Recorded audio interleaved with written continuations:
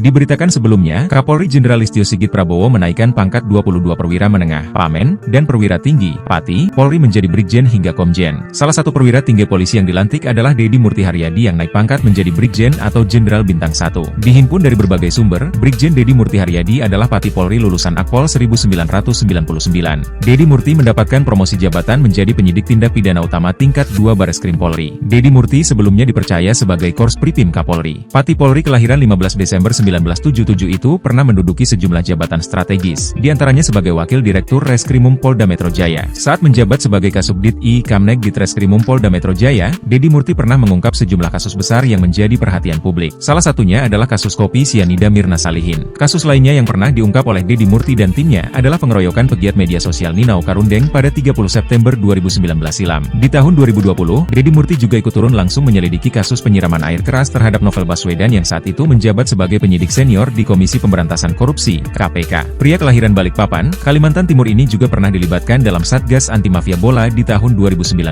Dedi Murti memiliki pengalaman di bidang reserse. Jabatan strategis lainnya yang pernah diemban oleh Dedi Murti adalah sebagai Kanit Reskrim Polsek Penjaringan dan Kasat Reskrim Polres Metro Bekasi Kota pada 2011. Karirnya semakin moncer setelah menjalani pendidikan Sespimen Polri pada 2020. Dia kemudian diangkat sebagai Korsprimim Polri pada 2020. Loyalitasnya kepada Polri membuatnya menorehkan sejumlah prestasi dan penghargaan. Pada 1 Juli 2024, Dedi Murti mendapatkan tanda kehormatan Bintang Bayangkara Nararia dari Presiden Joko Widodo, Jokowi. Dedi Murti juga pernah mendapatkan penghargaan dari Polisi Diraja Malaysia, PDRM, bersama 63 anggota Polri lainnya atas keberhasilan dalam menyelamatkan warga negara Malaysia Lingling, 44, korban penculikan yang disekap di Batam, Kepulauan Riau. Penghargaan disampaikan langsung oleh Kepala Polisi Negara PDRM Inspektur Jenderal Tan Sri Dato Sri Khalid di Hotel JW Marriott, Putrajaya, Kuala Lumpur, Malaysia, Sabtu, 25 Maret 2017.